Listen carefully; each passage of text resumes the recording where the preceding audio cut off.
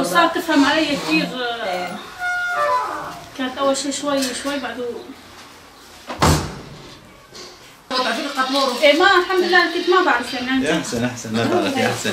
قالوا لك زي لا تدخلي له. لا ما بس هلا ذاتها شافونا على هاي ليش كان اسمه طلب بينا.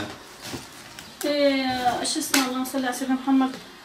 واحد منهم يقول لي انت خاصه صراحتك مالك هويه بدون ما اسال وبدون ما احكي شيء ولا كلمه لحاله قال لي هاي عند الامنيات. بلا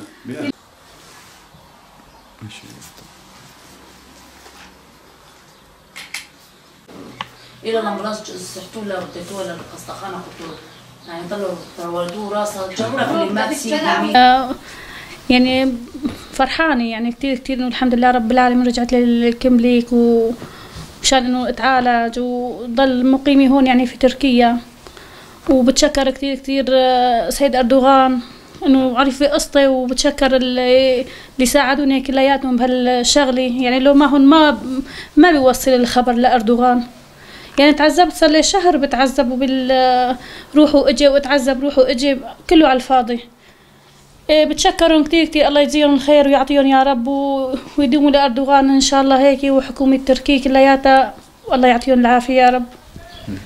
İlk etapta tabii ki şöyle bir şey 1,5 aydır kimliksiz yaşıyordum. Bu süreçte bana yardımcı olan öncelikle Sayın Cumhurbaşkanımıza çok teşekkür ediyorum. Tabii sesimi ulaştırmak benim için çok zordu. Şu an sesim ulaştı sayenizde, gazeteciler sayesinde sesim ulaştı. Türk hükümetine, Cumhurbaşkanımıza, bu süreçte emeği geçen herkese çok teşekkür ediyorum.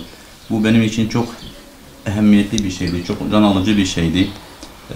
Şu an duygularımı anlatmak, ifade etmek çok zor, çok sevinçliyim, çok mutluyum diyor.